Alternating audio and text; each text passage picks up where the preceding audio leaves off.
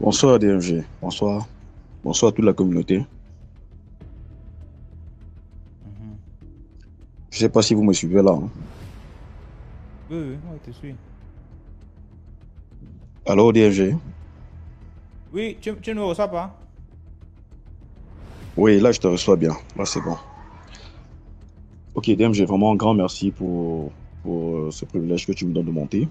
Merci vraiment. Et je vais encore te dire également merci vraiment pour cette chaîne et pour comment on dit, pour cette idéologie que tu as eue. Vraiment, elle est très instructive, elle est très éducative. Parce que moi particulièrement, avec mon épouse, Euh, cela nous bénit grandement, vraiment. Ça instruit vraiment et ça nous permet de pouvoir mettre beaucoup de jalons dans tout ce que nous faisons. Vraiment, mon frère, je tiens vraiment à t'encourager et va de l'avant. J'ai une petite histoire ici que j'aimerais raconter un peu plus rapidement là. Je ne vais pas durer DMG. Avant de commencer, j'aimerais d'abord donner ce conseil à toute personne qui voyage ou qui aime les voyages. Toute personne qui ont pour habitude de faire des voyages à longue distance, quel que soit le moyen de transport. Vraiment, mes chers frères, prions vraiment. Prions vraiment pour tous ceux-là qui prennent la route pour voyager. Prions vraiment. Je vais raconter une histoire qui m'est arrivée une fois. Je suis au Cameroun. Je voyageais, je quittais de Yaoundé pour une région du pays dont je vais taire le nom ici. Qu'est-ce qui s'est passé? Nous avons voyagé, nous sommes quittés à l'agence de très bonne heure en matinée. Nous sommes arrivés en cours de route. Bien qu'il y avait cette femme qui priait dans le bus, moi aussi, à l'accoutumée, moi je ne blague pas et je ne ris pas avec ma prière. Alors, par la suite, qu'est-ce qui s'est passé? Arrivé à une certaine ville, presque à mi-chemin du trajet, le chauffeur, les gens insistaient pour sortir, pour se mettre à l'aise. Beaucoup de personnes insistaient là pour se mettre à l'aise. Alors, quand le chauffeur du bus a garé pour que les gens sortent pour se mettre à l'aise, on ne sait pas ce qui s'est passé, les gars.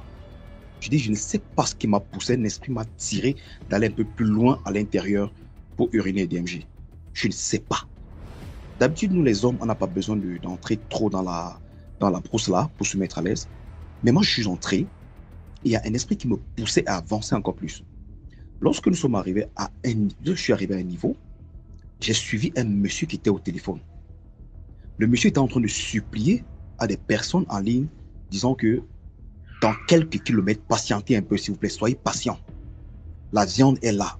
Soyez patient. Soyez patient, je vous en prie. Le gars suppliait à chaudes larmes DMG. Le gars transpirait, le gars tremblait. Je dis, mais ça, c'est quelle histoire? La viande, là, il s'agit de quelle viande? C'est où l'esprit me dit, gars, va. Euh, je vous raconte comme ça, en fait. J'ai envie de me parce que je n'ai pas envie de donner le nom de la personne, en fait, DMG. En fait, c'est un ami qui a vécu cela. Donc, je me substitue à lui, en fait. C'est où on arrive, le gars me fait comprendre que le gars est rentré en arrière tout doucement pour qu'on on entende que le gars n'entende pas ses pas. C'est comme ça donc que le gars arrive, les gars finissent de se mettre à l'aise là, les gars tapaient les commentaires et tout. Il fallait remonter pour partir. C'est où le gars est venu du côté par devant du bus, côté du chauffeur. Étant à l'extérieur du bus, le gars a supplié le chauffeur que si tu es un homme sage et que tu m'écoutes, s'il te plaît, ne décolle pas ce bus-ci. Ne bouge pas le bus-ci et tu vas comprendre le pourquoi. Mince. Le chauffeur, avec une intuition, a dit au gars, il a compris. Mais après, le gars rappelle le gars est revenu vers la porte, il dit, mais qu'est-ce qui se passe? Il dit, mon frère, je ne pourrais pas t'expliquer. J'ai dit, mon frère, ne bouge pas ce bus. Seul, tu vas voir et tu vas comprendre. C'est comme ça que DMG, je t'assure, le chauffeur, par intuition, le gars n'a pas bougé le bus. C'est comme ça que tu connais tu connais les gars, tu connais les gens quand ils voyagent, les gars sont précis, tout le reste. Le gars a, je dis, les gars ont bavardé, les passagers sont pleins. Les gars ont même lancé les injures au chauffeur. Le gars est resté cool, le gars fixait seulement le gars dans les yeux. Et le gars faisait le signe de la main pour l'apaiser. Mon frère, sois calme. Tu vas voir. Le gars met le doigt sur lui que tu verras. Calme-toi. Mon frère, les gars sont restés là. Certaines femmes sont pleines, les bébés pleuraient dans le bus. Il fait chaud, bouge le bus.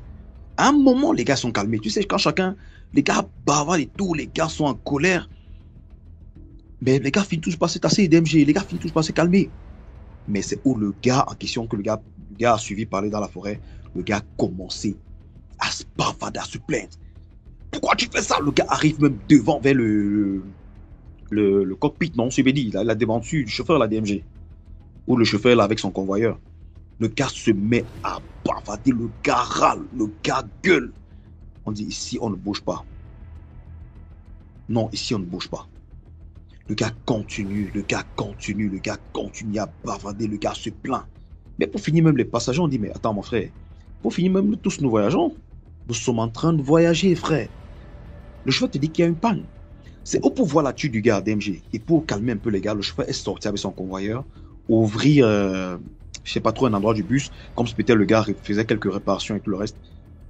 Mais c'est où le gars, le chauffeur expliqua à son convoyeur qu'en fait, voilà la situation. Le gars leur fait pas la situation en fait. Le monsieur est même descendu, venu cravater même le chauffeur. C'est où les passagers sont sortis. Il dit que mais mon ami, finalement, si tu n'es pas le seul à voyager, gars, mon frère, sois calme. Les gars essayaient de le calmer en fait. Mais le gars ne voulait pas se calmer. À un moment, le gars est monté seul, DMG, allez s'asseoir sur sa place. Je vous assure, on ne sait pas ce qui s'est passé. C'est où la voisine de siège de ce monsieur secoue le monsieur, elle crie. Elle se lève rapidement en criant. C'est où chacun, les gars, se lève. On vient vers le monsieur, on voit que le gars a complètement séché DMG. Le gars est devenu comme un vieux. Le gars est devenu, c'est-à-dire comme un grand-père. Tout blanc, et le gars était décédé.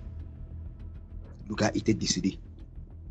C'est où donc le chauffeur monte dans le bus. Le gars vient faire le constat avec tout le monde. Les gars ont fui le bus, les gars. Les femmes sont descendues en catastrophe. C'est où le chauffeur s'est mis à conter l'histoire avec mon ami en question. Les deux étaient en train de compter l'histoire. Toute la foule était en train de suivre. DMG, c'est les pleurs que tu voulais voir là-bas, frère. Frère, les gars étaient, c'est-à-dire, les gens étaient, je vais te dire ça comment, tu vois la frayeur dans les gars. La frayeur dans les gars. Je dis, c'était des pleurs, fallait voir. C'était un moment dont je ne saurais pas comment t'expliquer, frère. Même mon ami, le gars tremblait, même des pieds, le gars tremblait. C'est où le chauffeur a expliqué posément à tout le monde. On a payé la gendarmerie, les gars sont arrivés. On a pris le corps. Les gars, les prêtres d'abord sont venus verser des trucs. Les gars sont venus verser l'eau bénie là. Les gars ont fait les trucs là. On a fait sortir le corps du gars. On a mis le gars ailleurs. Certains demandaient mais qu'il fallait qu'on enterre le gars sur place. Là dans la brousse. On a dit non. Même les passagers ont refusé de bouger ce bus.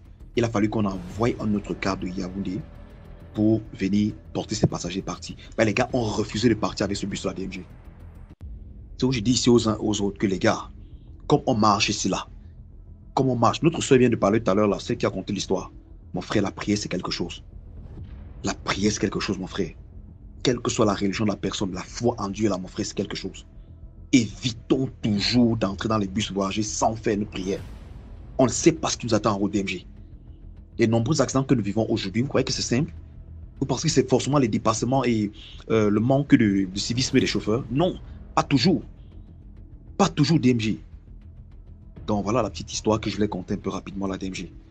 Vraiment, mes frères, prions toujours qu'on voyage. Merci. Le dehors n'est pas facile. Merci beaucoup pour l'histoire. Et tu racontes très bien l'histoire. Hein. C'est comme si toi-même tu parles quand tonton Congo ça. Hein. Non. En fait, je suis littéraire DMG. Je suis littéraire et voilà. Je suis chef d'entreprise. Donc, on a l'habitude de tenir des forums devant des gens et tout. C'est un peu ça. Ok, frère. Vraiment, je salue là encore la communauté. Portez-vous bien. Et DMG, bonne soirée à toi. Toi aussi. Bonne soirée, tonton.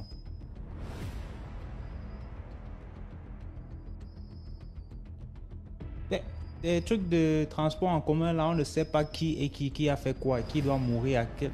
Tu sais que tu peux mourir la mort de quelqu'un. Hein. C'est-à-dire que quelqu'un monte dans le bus, là, il sait qu'il va aller faire l'accident au niveau de l'axe lourd. Il monte avec vous, là, il est au calme, il est conscient qu'il va mourir. Et parfois, si c'est que toi, tu n'es pas aussi, je vais pas dire protégé, mais je vais dire quelqu'un qui prie, tu vas te retrouver encore de mourir avec lui comme ça, là, tu l'accompagnes dans sa mort. Généralement, c'est les hommes comme ça qui vont errer facilement, là, parce que cette mort, les gars, c'est mort que... Un jour, en rentrant de l'île, j'ai raconté ça une fois déjà, je vais encore raconter. Parce que je vais dire pourquoi il faut toujours écouter son instinct. Le premier à monter a dit qu'il faut parfois écouter son instinct. Il faut toujours écouter son instinct. Ça ne trompe pas. Dès que ça vient là, prends ça comme ça. Prends ça comme ça, tu quittes derrière les problèmes. Parce que tu ne sais pas le message que tu es en train de recevoir là. C'est ton message pour te sauver, peut-être. Tu écoutes, tu passes. On rentrait de Limbe une fois. Arrivé, il était peut-être vers 20, il était 19h, 20h, 21h. Arrivé quelque part entre Moutengen et Boya. Il y a un petit pont là. J'étais assis parce que le cas était très vide même. On était peut-être rendu comme 4. Il y avait les mariés. On était 5, le chauffeur. Donc on était assis un peu n'importe comment dans le car. Tu es là, tu es assis. Tu n'as pas l'impression qu'il y a un voisin. Tu peux changer de place comme tu veux. J'étais donc assis loin sur la rangée du chauffeur. Avec le chauffeur loin. Et c'est-à-dire qu'on a roulé de Limbe jusqu'à arriver sur l'axe Mutengene Boya. Et j'étais dans mon téléphone, j'étais en train de répondre à mes messages TikTok. Donc j'étais même distrait, je n'étais même pas attentif à quelque chose. J'étais en train de répondre aux messages. Et puis quelque chose m'a dit bouge. Bouge de là. Je n'ai même pas voulu savoir qui a dit bouge ou bouge de là. Je me suis levé, je suis parti à l'autre côté, le côté qui n'est pas directement derrière le chauffeur. Et qu'est-ce qui s'est passé? 2 minutes après, ou bien 2 ou 3 minutes après, il y a un camion qui passait. En voulant, il voulait faire quoi? Il est venu cogner le côté où j'étais assis là. Dès que cogner comme ça, la vie que c'est cassé. Tout là-bas s'est plié, là où j'étais assis, c'était plié. Seulement 2 minutes. Jusqu'à les gars sont retournés parce qu'après l'accident, les gars ont demandé que mais le gars était assis ici là derrière. Qu'est-ce que ça fait que tu bouges? Je dis que moi je ne sais pas. Quand je m'a dit bouge et moi j'ai bougé. Je n'ai pas voulu savoir qui m'a demandé de bouger. Dès qu'on m'a dit bouge, j'ai bougé. Tu vois? Imagine j'avais fait genre je veux, mais ça. Je veux pas. C'est que je serais blessé, bien peut-être mort même. Tu vois? Donc, dès que ça a cogné comme ça là, moi j'étais encore choqué que merde, qu'est-ce qui m'a fait me lever? Parce que c'est vraiment. C'est bizarre que tu es assis tout le voyage. Quand on partait à Limbe, j'étais assis là-bas. Quand on rentrait de Limbe, à ce niveau-là, j'ai bougé. Donc, il faut toujours écouter son instinct. Dès qu'on te dit bouge, bam, tu as bougé. Si tu veux faire les trucs, je vais regimber là, tu vas respecter. Ok, on continue. Merci beaucoup. Toujours écouter son instinct.